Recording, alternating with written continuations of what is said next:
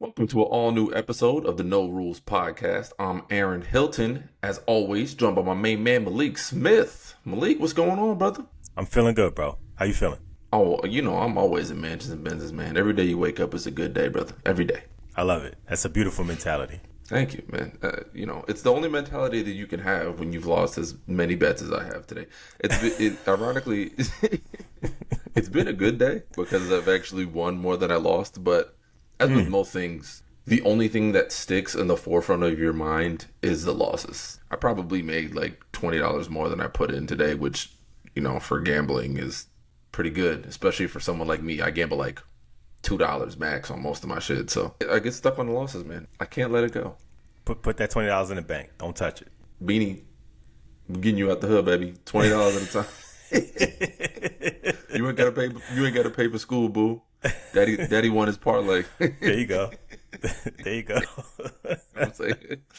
But speaking of fatherhood, man, let's talk about this Stephen A. Smith, LeBron James situation. So, for those who have been living under a rock, apparently Stephen A. Smith had some things to say about LeBron James. Stephen A. Smith and the rest of the world, really, who has been following the NBA, have had things to say about LeBron's son, Bronny James, in the NBA. A lot of people think it's nepotism play, and for fair reason, because after a lackluster high school career that culminated in McDonald's All-American nod. I mean, he wasn't even the best player on his team, and he was a McDonald's All-American. So, it is what it is.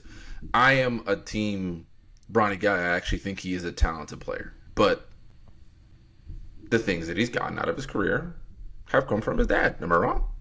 No. He's got the genes from his dad. He got the job from his dad. So far so good. And now I still to this day have not seen what Stephen A. Smith said that had LeBron pull up on him on the sideline of the Lakers game a couple of nights ago. So I don't exactly know what it was in reference to, but Stephen A. has gone basically on a world tour talking about it. And more importantly, talking about how he doesn't really want to talk about it, which is weird because it's kind of like, put it behind you. You know what I mean? He's kind of milking the cow a little bit. All of a sudden, he's on Gil's Arena and all over the place. Everywhere but Good Morning America, really, talking about how he doesn't want to talk about it. My favorite part is that Stephen A. started this whole tour saying that he would have never brought it up if there was no video. He would have absolutely never brought it up, but he was forced to because the video went viral. They were twisting his arm, Malik. What is a man to do? Yeah. You know? The content found him. He was backed into a corner. He had no choice. I say this as somebody who has mad respect for Stephen A. and what he's done in his career, but to go on a press tour about getting pressed by a professional athlete is very strange to me. I've never seen it before. The Gilbert Arenas appearance is really what did it for me. He went up there dressed like Martin in the episode where he was trying to find who stole his CD player, and black on black with the thick chain, with the chain. I'm with like, the Cuban link. Yeah. I have no idea what's going on here. Like, why are we? He's shooting a music video. Obviously, I feel like it. I think it's very clear, bro. Why are we still talking about this? Is it Halloween and he's the Dwayne The Rock Johnson? Like, what's going on? Exactly. You just need the pouch. Like, it's like, bro, you got pulled up on by LeBron. Like, you said you agree with him, so why are we still talking about it? You said, as a father, he did the right thing, which, bro. How do you feel about that? Do you think he did the right thing, LeBron James? I think he did what he did. I mean, I That's think not a... No, well, I say it in the sense that, like, I don't disagree with what he did. I'm not saying that if I was in LeBron's position, I probably wouldn't really care what Stephen A. Smith had to say, period, because what difference does it make? Now, unless Bronny is like, confidence is shot because Stephen A. Smith said he didn't deserve to be on the floor, then maybe LeBron felt like he needed to defend his honor. But guess what? Stephen A. Smith wasn't the first person or the last person or the only person to have said that. I'm pretty sure when people are doing Bronny chants in different arenas, they're not doing it because they actually want to see him on the floor. They're doing it to taunt him. You know what I mean? So pressing Stephen A. Smith courtside, I don't know what that's really doing, but I don't necessarily think that he's wrong for it either. I just, all it did was just give Stephen A. more room to continue talking about Bronny and everybody else to keep talking about Bronny. So, Stephen A. and him have a history, obviously, which Stephen A. has made it very clear. It's not a history that is littered with a bunch of high points, apparently. So Stephen A. has talked about Bronny before recently, so he must have said something differently in this time, or maybe it was an accumulation of violations. I have no idea. But for me, obviously we are both dads. We talk about it every week. We'll talk about it later on in this episode. We talked about it earlier in this episode.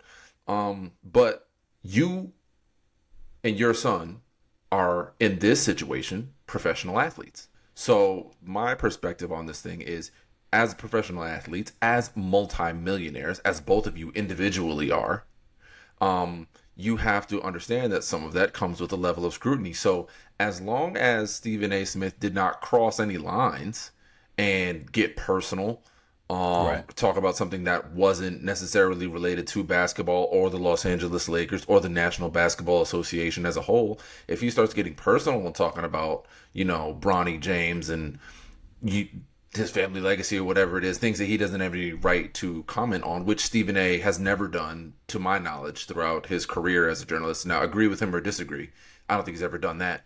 But I just think, it comes off a little bit, I don't want to say weak because it's not weak, but I can't really pinpoint the word, but I don't like the optics of it. I don't like the action of it.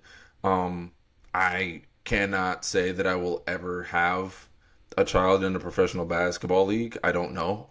Arya's mother's 4'9.5", so I don't know if Arya has the NBA in her future, but I cannot imagine that if she happens to become a professional athlete, that this would be my response to a critique of her as an athlete. Yeah, we both agree. If it's about what happened on the court, and there's not a whole lot of on the court for Bronny this season, but like if it's about what's on the court, then I don't see a lot of G League. Yeah, and he's been pretty good in the G League, very good, right? But like I think people who are upset that like Bronny has a spot in the league, if his name was Michael James and he was the 58th pick in the draft and he played for the Lakers, that anybody was going to be like, yo, put Michael James in the game. Like, they want to see him because he's LeBron James' son. Sorry, guys. He got $4 million of a 4-year contract or whatever because he's LeBron James' son. I don't know what to tell y'all. Like, nepotism only worked out for one black person ever.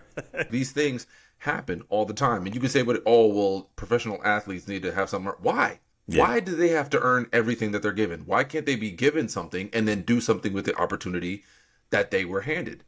As long as you are executing and making everybody else's decision right, whether you earn that spot or whether it was given to you through nepotism, LeBron James has done enough to earn the nepotism that he has given to his son, and maybe even sons, plural, when Bryce Maximus makes it into being draft eligible. So who knows what's going to happen for the future of the James family. So as far as that whole aspect of it is, get over it. It's done. You can't name the last 3 number 55 picks in NBA draft history. So anybody that has a problem with Bronny James getting drafted 55, fuck off. It's just weird. It's a weird thing to be offended by or to have to take issue with. But as far as LeBron and how we approach this I don't like, because your son is a grown-ass man. He's always going to be your son. And like I said, if he crossed the line beyond professional sports, then I get it. But I don't know that to be in Stephen A. Smith's repertoire or his character. And I just don't like him approaching him like that. I think it was poor optics. For the most part, yeah. I mean, look, he addressed him as a man. Like he didn't do it in a way that was, we saw the him talking directly to him on the court, but it was left there. Like, you know what I'm saying? He's not like slandering him after the fact and like, yeah, and I told that mother, you know what I mean? Like, it's not a whole lot of that. Whatever was said doing it without doing it. LeBron has Stephen A's personal. Like, if he felt like a line was crossed, he could have easily approached LeBron.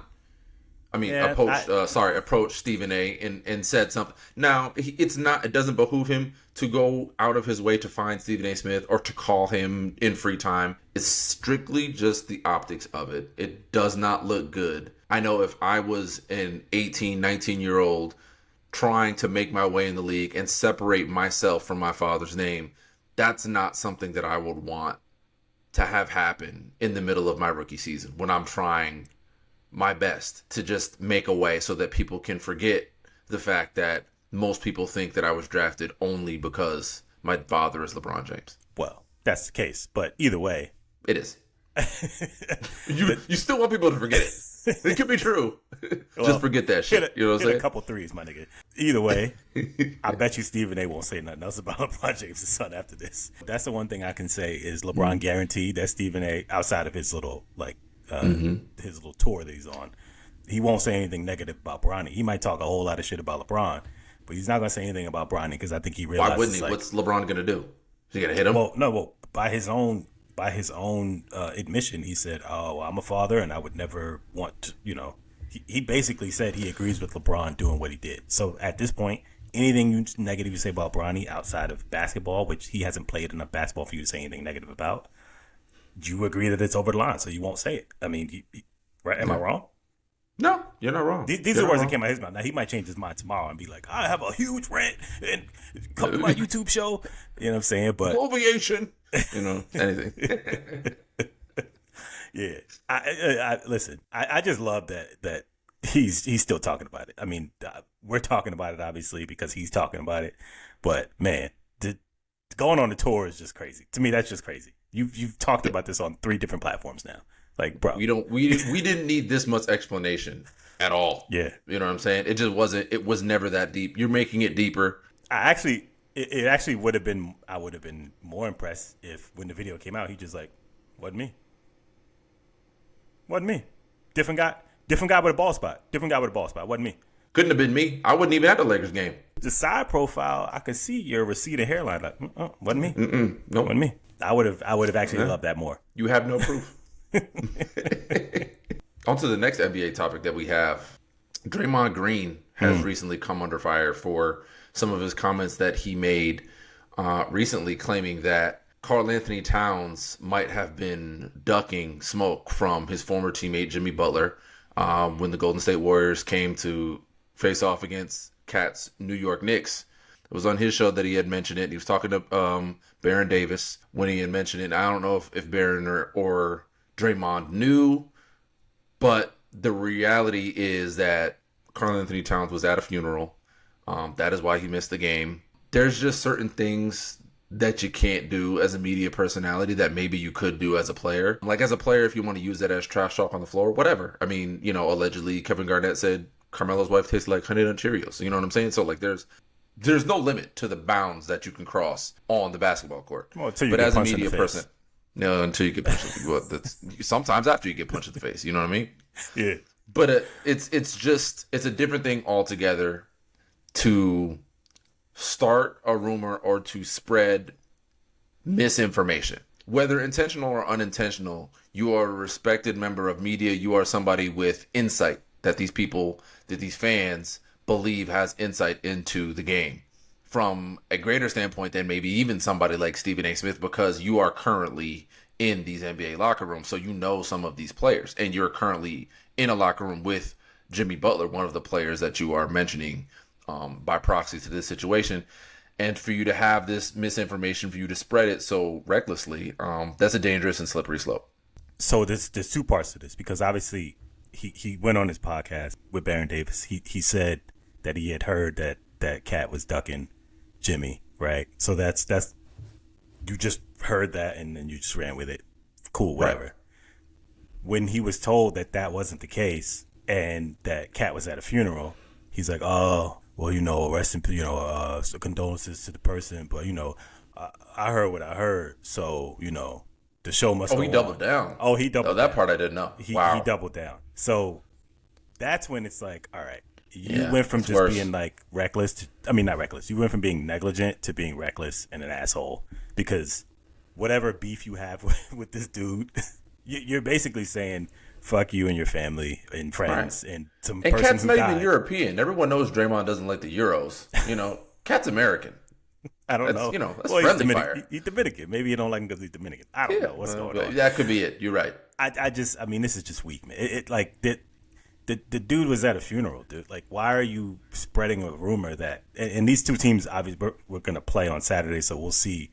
I mean, nothing will come of this, I don't think, other than I No. think a very spirited game. But I don't even really understand the motivation. It's not even what you're saying is not true. It's not like Jimmy. If Jimmy would have came out and said it, it was like, I heard he was ducking me because, well, whatever, and we still got beef and yada yada. Like you're doing this on your teammates' behalf, but it doesn't really seem like your team. Jimmy's making lattes.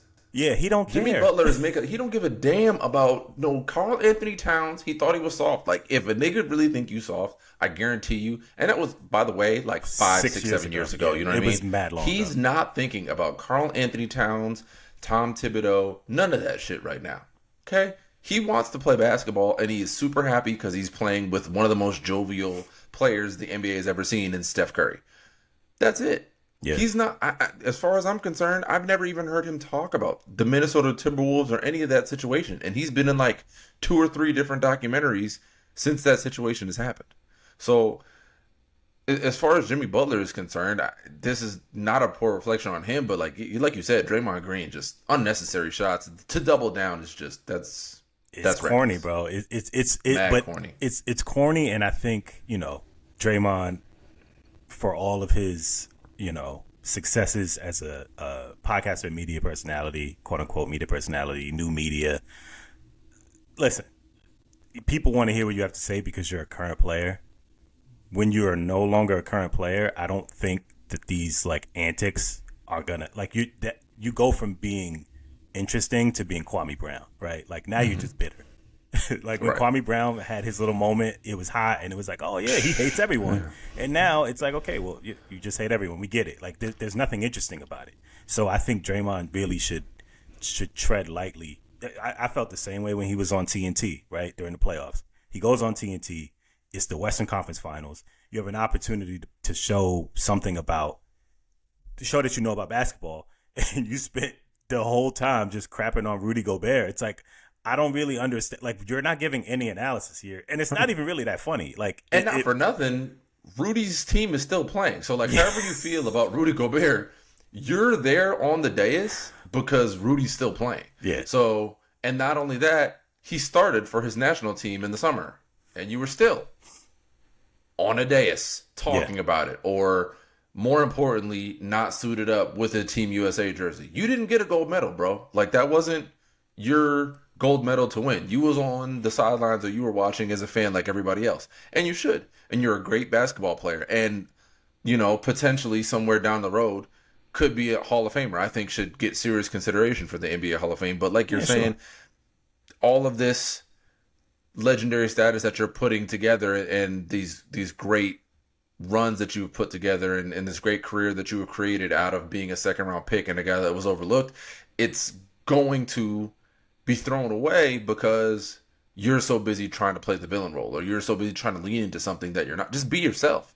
If in a certain situation you come off as a villain and you're okay with embracing that, fine. But trying to become something or trying to lean into that asshole villain role, and that's not you, and that's not authentic to whatever situation you're talking about, I think it's just lame. It's super duper corny. I actually think he is the asshole that he's portraying, but I think that the issue here is, like, what does it benefit you to be that asshole in certain situations, right? Like, if they bring you into TNT to talk about basketball, just talk about basketball, man. Like, you could talk about Rudy's deficiencies, whatever they are, without dumping on him for 15 minutes, Like, if you thought Cat was ducking the smoke, you could just say, yeah, man, I don't know why he was out. First of all, he thought he was injured. He said he was injured. Mm-hmm. He didn't realize that he was out for personal reasons.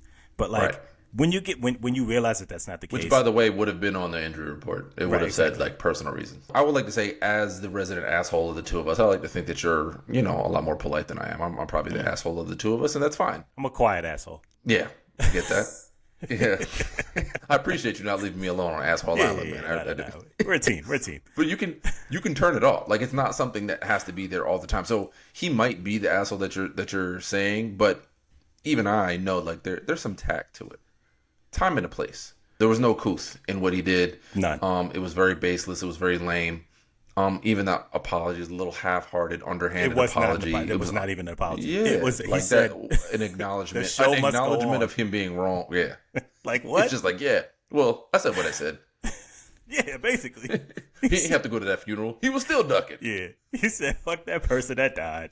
I don't care. He was ducking. Like, okay, cool. All right. It's Keep that funnier if it's duck. Yeah, you know what I'm saying? Like, he was going for the soundbite. And it's like, you start chasing sound bites, you start chasing clips and breakout clips and, social media engagement and all that other kind of stuff. And you're going to find yourself being beholden to that because that's all people are going to look at you for. Right. You know what I mean? Like, people love Charles Barkley because he says off the wall stuff and the guarantee and all that. But hidden behind all that is decades of genuine, real analysis of him genuinely being himself, standing on an island, admitting when he's wrong. Now, he has levity when he does it.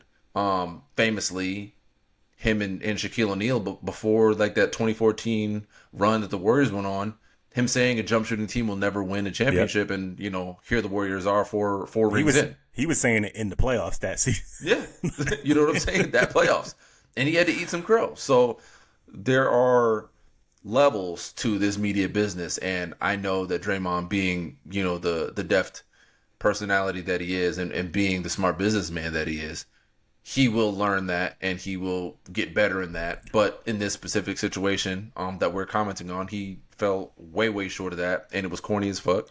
And we have to mention when it's corny. That just is what it is. Yeah, very don't corny. Pull up on us on the sideline. I mean, I don't make enough money to be on the sideline at Chase Center anyway. But if I happen to be, please don't pull up on me, or do, because I could use that lawsuit money. I was about to, bro. I can take a hit. Hit me. I can take a jab. You feel me? Going down immediately. I think my jaw broke. Yeah. This one for Saginaw. Weird segue. Let's cross into another thing that's happening in the New York streets, man. Your streets. The streets of your city. What's going on in New York, man? So apparently there's an NYPD officer by the name of Melissa Mercado. Been on the force for 7 years, since 2018. She got caught up wearing a G-string, popping ass in a music video for a rapper named, and I quote, Esquire. And that's not Esquire. No, it is the letter S hyphen Squire, for those who want to look him up at home. How do you feel, not necessarily about Miss Mercado, because she can do whatever she wants. We are a sex-positive podcast. We believe in capitalism above all else, and I'm sure she was paid handsomely for that music video. What I'm here to talk about, Malik, is do you think that your past should matter as it pertains to certain jobs or certain positions that you might hold in society? No, I don't. I actually think it's hilarious that the NYPD came out so strongly against her actions, as if she was like selling drugs and she's fucking in a music video. Well, I mean, she could have, they could have cavity searched her. I'm sure they wanted to. Like, it just, it's very, I would the cavity search too. It was just hilarious. I like the quotes where they're just like, this is unbecoming, yada, yada, yada. I mean, who gives a shit? Who gives a shit? She can still arrest people. Like, I don't think this is impeding on her ability to arrest people when they do crimes. If she's in music videos on the weekends, I'm pretty sure they all watched. I can guarantee you they didn't watch it once. They watched it a couple times, like, to make sure it was her, right? Like, they just had to confirm. Yeah. Just run that back. Run that back. I need to see that one more time. It's like, it looks like her, but let me watch it a fifth time just to make sure. Just put her on the big screen. Zoom in. Can you zoom in? Whether it's you're working for the police or whatever job. Like, I don't think your past should matter unless your past is like you did some illegal shit. Well, that's awful nice of you to be so wrong, but to be so eloquent about it. I just, it does matter. Now, she is free to do whatever she wants. I don't think that, she should be judged for being in this young man's music video. Beautiful young woman. You can do whatever you want with your body. When I make a 911 call, I don't necessarily think that I would be thrilled if the one that's moonlighting as a video vixen is the one that pulls up to deal with my situation. Now, as long as you're doing your job, like, whatever, I'm not going to be like, hey, can I get the more serious cop? I don't really care. Handle your business. More serious cop. You know what I'm saying? There are certain jobs where that shit would matter. Like, I don't need my surgeon who's about to do, like, open heart surgery to be a rapper on the weekend, a SoundCloud rapper or some shit like that. You know what I mean? Like, I don't need that. I don't need your mixtape. Dr. Bars? You're not fucking with Dr. Bars? No, I don't want you listening to your own album, like, as you're cutting my chest open. No, I would like for the serious guy listening to like Vivaldi or some shit. I don't care. Like that's just me. You know what I'm saying? Like you can lie to yourselves if you want to and be like, oh, Aaron's being misogynistic or he's being this or he's being that. No, again, you can do whatever you want to do. But I guarantee you, when you are faced with that situation and you got to choose between Melissa Mercado popping some ass on the screen or Sergeant, Olivia Benson, you choosing Benson. That's just the facts. Both beautiful women, both full autonomy over what they do with their bodies, but I think there are certain situations where people have to take you seriously and people have to know that your job means the most to you. If you're doing something like that, like being in a music video, especially in a music video where you have to shake some ass. Like she wasn't playing an officer in a music video. Like if you were in a like the Lil Wayne music video for Mrs. Officer or whatever it was, fine. Like no, I'm just saying, like that's okay, cool. But like you're basically playing a stripper in a music video, maybe as a police officer, whatever. But like for certain stuff, like my lawyer, absolutely the fuck not. Like yo, I don't need that. I don't need a jury of my peers to have her OnlyFans account. Like that's cool. I'm all right with that. I'm good. I think it's hilarious that the only female police officer you could think of was a TV character. I'm just saying for famous ones. I'm sure there are plenty of other ones, but I'm just saying like I was trying to think of off the top of my head like a famous police officer, and like that was one of the first ones that popped into my head because it's like, okay, beautiful woman, but also someone that you take serious, someone who takes the job seriously. I don't know, man. I'm pretty sure she got kidnapped like 8 times in SVU over the 50 seasons. By the way, great arc in the show. And for what it's worth, the guy that kidnapped her, Pablo Schreiber, by the way, Liam Schreiber's brother, was the character that kidnapped her in that arc of the show. He's like 6'4", 225 pounds. So I mean, it's a big dude. What is she gonna do? Melissa Mercado would have seduced him, you know what I'm saying, got him real comfortable, and then fucking broke that nigga's neck. That's what she would have did. You know what I'm saying? Because she don't play around. You know what I'm saying? Just when she out here stripping, no, broke his neck serious. from him staring at her ass pop around the corner. Probably, yeah, because I mean, again, she's probably a great officer. I don't know. I don't know her as a professional. As a police officer, that might not be the profession that I care as much about what you do on the side. I really don't. But my doctor, my dentist, my lawyer, like there are certain things, a teacher, there are certain things that I would not want, and only for the public eye. You know, if you have an OnlyFans and it's private and like nobody, that's your business. Like whatever it is, that is your business. But as soon as that shit becomes public, it becomes harder for you to do your job at the level that you need to do it to be the best. And if you cannot operate in a system where you are trying to, or at least aspiring to be the best, then I don't want you as a part of my team. I might not have the best dentist or the best dental hygienist. Shout out to Pansy. But you can't tell her that because for my money, she's the best, but I don't know very many dental hygienists. But if there was something that was hindering her from being able to be the best or to perform at her best, then that's not somebody that I would want performing my dental cleanings twice a year. The thing is, I don't think being a video vixen is preventing her from doing her job. Now, if she was out here like, you know what I'm saying, high off drugs, that might make me a little concerned. Why is doing drugs any different than popping some ass? Because it completely changes your brain chemistry. It makes you less coherent. Drugs are not good. Don't do drugs, kids. Don't listen to Aaron. Sherlock Holmes, famous drug addict, by the way. I would trust him to solve my crimes any day. You gotta stop naming fucking book characters, TV characters. Do I? Because I don't think that I do. I think I'm making great points here. So, people's ability to take you seriously is ultimately what I'm getting at here. Like, if I can't take you seriously, then how am I going to respect your authority as an officer of the law or an officer of the court or my doctor or, you know, my teacher? Those are professions where your people's perception of you matters. People's perception of a manager at a restaurant, not super necessary. Who cares? You're the manager. I don't give a shit what you. Yeah, I mean, you know, I'm just saying. If I want to pop my ass in a music video, good. You know what I'm saying? I just manage a restaurant. Who cares? No, I mean, like, there's just certain things where people have to be able to take you seriously. And that's just my personal preference. I don't want to block anybody from being able to do anything. I don't think the NYPD should be able to fire her for doing this. That's not my point at all. wanted to reassign her, she's probably gonna be on like desk duty or some shit. Which I mean, whatever. Maybe, yeah. What do they call it? Administrative duty or whatever. But I mean, if they were smart, they just put her in vice. I mean, if they were smart, they'd be at the fucking strip club throwing dollars at her. But Hey, man. that's just me.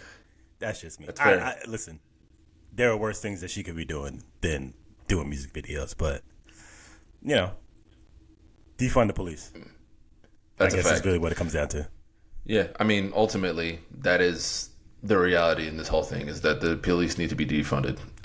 So let's get on that, guys. On a Friday night at the strip club. That's how you defund them. Just throw the dollars, man. Throw them dollars. Just man. don't watch it on YouTube. Stop Lower the hating. YouTube views. You know what I'm saying? Yeah. She gave the NYPD more clicks than anything that they've done in the past couple of years. So Yeah. Sign me up. We got to go to the Bronx and break some laws. You know what I'm saying? No. Bring the other officer, the unserious one that be stripping on Fridays. oh, your officers don't got ass? Your officers ain't got no ass? Sucks for you. Wrong precinct, G. Yeah. Wrong precinct. Yeah. Our officers got BBLs. Yeah.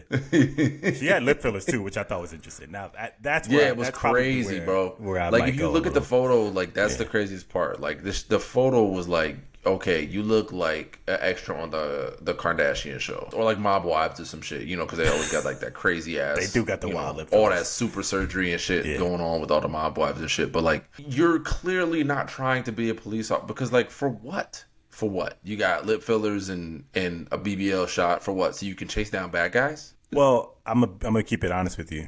Half the time, these police officers just be on their phone. So That's fair. I hate to break it to everyone out there, but they're not running down criminals as much as y'all think they are. But they did post her salary. It was like something like 144,000 or something like that as the NYPD for someone in her position what they make. That's great. But Sophie Rain made like $4 million in a month. So she's not doing the best to make herself the most money. If we're being real, she's leaving a lot of money out there on the table. Well, So she clearly can't be doing this for money. She's doing it for enjoyment. So if you're doing it for enjoyment, then you have to take the scrutiny that comes with it. But like you said, you should be able to do whatever you want to do. I personally am not going to employ the services of someone who is popping their ass on the weekend to do my surgeries. I'm just not going to do it. Well, she just got mad free promo, so shout out to her. I think Shout she'll out be to all right. Melissa Mercado, man. I'm trying to go up to New York for a couple of weeks, man. Maybe get myself in trouble. Steal a little bike or something like that. So yeah, let's get into the dad rules. My dad rule for this episode is creating traditions, man. I think it is extremely important as a dad, specifically. All respect to moms, but specifically as a dad, to create traditions for your family, to set a standard. Tradition can be anything. You know, it could be, daddy-daughter dances, daddy-daughter dates, father-son, dates going out, you know what I'm saying? Like, oh, let's go to the cages. Every Friday when I was growing up, we went and played 9 holes or went and did mini golf or went and did something. Whatever it is that, you want to do with your kid, but create that tradition because those are the things that kids remember. This strengthens the bond. For me, I'm hoping that eventually I want to have like at least once a week that the family just sits down at a table, phones off, and just eats dinner. Eat dinner and you talk and, go over what's going on in your lives, even if it's nothing. But that's the kind of thing that I want to bring in is communication, is interpersonality, is contact, and really getting to know each other sitting at a table. That's a real beautiful thing, man. I can 100% agree with this. It actually reminds me, I want to say it's like an American Express commercial where the dad and the son eat pancakes together. And they're always the perfect pancakes. You never have like the one pancake where you fucked it up or you left it on the one side too long and it got burnt. You're like, fuck, I'm going to get that one to the kid. Never I'm not going to lie. Like, never happens to me. I already don't care. Sometimes she get the burnt pancake. I'm not ashamed to admit that.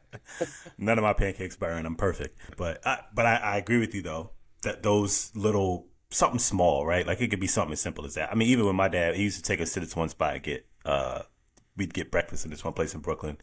And I always remember the waffles from that place because every time we would go, I'd be like, man, love the waffles here. They're great. And granted, the waffles probably could be just as good as any regular other waffles anywhere else. But because we went together, it was always a good time. He would take us to the car show, every year. Little things like that. I do think you're right. For kids, it matters a ton. You remember these super random things. And of course, well, I mean, I don't know about you, but my parents, when I bring up stuff that I thought was like a little tradition, I'm like, oh, remember we used to do this? And if they're like, oh, I don't remember that at all. I'm like, oh, okay, cool. So just screw my childhood. Fuck me, right? Yeah. It was all a lie. Yeah, exactly. So be intentional, I guess, is really the point that you're making. So that way when your kids be like, hey, remember we used to do this? Be like, yes. And there was a reason, and not, huh, yeah, I guess we did do that a couple times, huh? Right, exactly. Just kill your kids' dreams. They'll be like, oh, cool. They was telling all these sweet stories about like how your dad used to do it. And he just wanted to connect with like, no, your mother needed a break and I was getting you out of the house. I needed something for you to be able to do. Like, no, actually, man. Like, I just need to get a haircut, and it was right next to that place where you get breakfast waffles at. So yeah, that's why we were over there. It's like, oh, cool. Nice. Well, the police station was across the street, and you know, Mercado, like she patrols his neighborhood. Her new music video came out, so you know I had to go support. It's like, oh, cool. Thanks, Dad. Yeah. We support local businesses in this family, son. Yeah.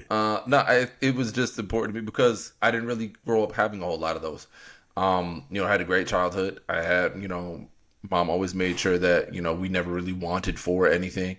And I think, like, you know, some of the best childhoods is when you don't know when, you know, you're struggling or when the struggle, like the longer you can go without knowing that the struggle exists within your household, the better your household is. Because there is no home that does not have some sort of struggle.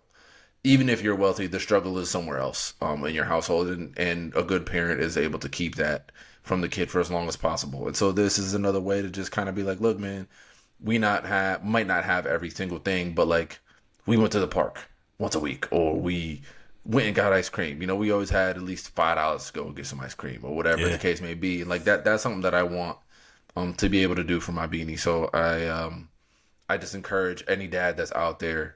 That if you want to do something, if you want to create something for your kid, the best thing that you can create is consistency. And one of the better ways to do that is by instilling traditions. Damn. That's a good one. That's a great one, man. Yo, listen, you got that one. I actually don't even have a dad rule. Most of my dad rules have gone out the window because I'm just so tired. I say this every week, but it's just, I just like, the sleep regression is real. Nigga, man, yeah. But you know, I guess we're gonna create some traditions where he sleeps and I sleep and everybody's happy. Oh, that's the kid. That's a one-man tradition right now, my brother. Yeah, basically. Coleman is not following that at all. He said, he's marching to the beat of his own drum. He like literally, I'll try to put him to sleep and he just laughs. Like it's like maniacal. It's maniacal. He laughs. Yeah, everybody else sees like the cute babies laughing and stuff like that, and you're like, no, nah, don't encourage him. He's supposed to be asleep right now. Ain't nothing cute about that. We put him in a bear hug, like, go to sleep. He's like, ha ha ha ha ha ha. Yeah, he's like, no, there's nothing funny about this. It's bedtime, actually. Yeah, it's like, those are my exact. Like, is there a microphone in this room? Like, you must have heard me saying that. The exact words. But yeah, it's cool. It's cool. I am looking forward to real traditions that we can make, you know, like and like you said, it could be literally anything. Even if it's just, yo, every, you know, whatever, pick a season, we're gonna go do this thing. Apple picking, or I don't know. We're just gonna walk from the top of Manhattan to the bottom of Manhattan. I don't know. That's probably not a good one for a child, but yeah, that's a long walk, and you're going to be doing all the work because I'm sure that Coleman is still in a stroller. So. At a certain point, like, or you could be in like a baby Bjorn, but it's pretty uncomfortable to be walking all around downtown Manhattan. Yeah, with a baby Bjorn. So that's also the downside of having a child at in your mid-30s is that like by the time I actually like we could actually do that, he'd be, you know, in his teenage years, and I'd be like 50. So yeah, I've thought about it a lot. Terrible. I didn't want to be the 60-year-old at my daughter's high school graduation. I think I avoided that by like 2 years. So shout out to me. I'll be like 58, something like that, when my daughter is graduating from high school. But you know what? We made it. Not the good thing is we still look young, yo. We still look, we still look out pretty here, young, man. Black don't crack. It's cool. I got a couple grays in here, but that's all right. Yeah. It just gives it's distinguished. Just gives a character. It's a little salt. It's a little salt for the pepper. You know what I mean? Salt brings out the seasoning. Yeah. But yeah, like everything I do with my daughter is intentional. And that's just part of something that I always knew, being a dad. Everything that I have done from the moment that I found out that Jasmine was pregnant has been intentional. When I gave up drinking, for the entire duration of the pregnancy, that was intentional. When Yo. the whole like everything, I was everything impressed. that I tried to. I Yeah, was I mean, very impressed. a lot of people, everybody that knew me from college was like, "Wow, really?" And I was like, "Yeah, Yeah. nah." I mean, it was, not to say that it wasn't like difficult, at least in the beginning, but like after a while, you just get into a rhythm, and it's like I just wanted to feel like, I wanted Jasmine to feel like, yo, we're in this together. I understand there's only one of us that has to carry this child. Yeah. You know what I mean? And I'm not gonna try. If you know what I'm saying, if they said you can either give up drinking or carry the child for her, I'd be like, yeah, I'm gonna put the drink down because I'm not doing that. I'm not carrying the baby. But she did it with grace. Shout out to Jasmine. But yeah, everything that I do, for every time we wake up in the morning, it's the same kind of routine. I do the same kind of routine to try and wake her up because I want her to like have expectations. I want her to be able to respond to it, and she's already starting to. Even from like getting down from her changing table and stuff like that. It's like you start to see she starts to expect it, or she'll like lock eyes with me, like, "Are we gonna do the thing?" And I'm like, "Yeah, we're gonna do the thing." So it's kind of like little moments like that you just don't get back. It's those are the moments that I cherish the most. I love it. The little things, the big things, and everything in between, man. Just enjoy your time as a dad. Because it could get taken away from you. So you definitely want to enjoy it while you got it. Jesus. Got dark there. I mean, but it's true. It is true. It is true. I saw the Iman Shumpert shit, and I was like, one, thank God I'm not a millionaire. I don't know if anyone's ever said, "Thank God I'm not a millionaire." I don't know if anyone's ever said that. Except a billionaire. Right, exactly. I'm just saying, like, it just seemed like all these millionaire niggas got a lot of trouble that be coming along with it. Like they wanted a mutual divorce, and somehow the mutual divorce turns into Iman got to give up like $60 million in assets and give a 6-figure settlement for the divorce and pay $8,000 a month for the kids and child support and cover all the private school expenses. Like, so what does Tiana Taylor have to cover? Sound like she's taking care of the kids, but I don't know. I mean, I get it with his money. So it's like, I mean, if we can do the custodial thing, the shared custody, whatever. Like, I'm just, Yeah. that shit is crazy, man. Like, up through there. Hey. Up through there. And that's not even to say that she don't deserve it. I'm just saying, like, how that would hit me personally. I'm like, God damn, I ain't got I'm sure that was his exact reaction. Yeah. Yeah, that was These guys that need to one talk I'd to heard. D-Wade, man. D-Wade said him and Gabrielle Union, they got that prenup. They talked about it ahead of time. They said, "Hey, this don't work out. We putting this shit in writing right now." So, Shumpert, D-Wade, smart man. Yeah, Shumpy wasn't really thinking about that. Now, who can blame him? I mean, have you seen Tiana Taylor? I ain't signed none either. She tell me, let's get married. I guess we getting married tomorrow. Well, Shit, me and Jasmine ain't got no prenup. But she be the one paying the alimony. She the I was breadwinner. going to say, you don't have $60 million from NBA contracts, but fair. I'll be like, I got used to a certain. I'll be in courtroom. I got used to a certain lifestyle. How I'm supposed to live how I was living without all the money that she. Damn, that's I want to stay. I want to stay in the house, but how can I afford it on this salary? I deserve it. I deserve it. I looked at myself in the mirror and said, "You deserve it." Oh man, yo, shout out to the men's. Shout out to the men's. You know what I'm saying? We deserve it. Man. Yeah, we deserve it. Internet. Yeah, we better make International Men's Month. Yeah, we're the prize. Yeah. As we tell you guys every week. We're gonna keep reminding you because you need to know you're the prize king. Yeah. Look yourself in the mirror and say you deserve. You got to point too. It doesn't count unless you point. You got to point. Yeah, you got to point at yourself. You know what I'm saying? Like my man in Cool Runnings. I see pride. I see power. You know what I mean? Yes, sir. You're not gonna finish that. Man. I see a badass mother that ain't gonna take nothing off of nobody. It's classic. It's my man Junior, bro. Yeah, classic movie, man. You kids don't know nothing about that. Nah, that's a tradition you need to get your kids. Show them good movies. Some classic Malik Yoba. That's a fact. But yeah, man, we appreciate everybody. As always, we say it every week and we mean it every week, man. We appreciate all of you guys Word. that tune in weekly for us, our little podcast here. We thank everybody for rocking with us here on the No Rules Podcast. Peace. Peace, y'all.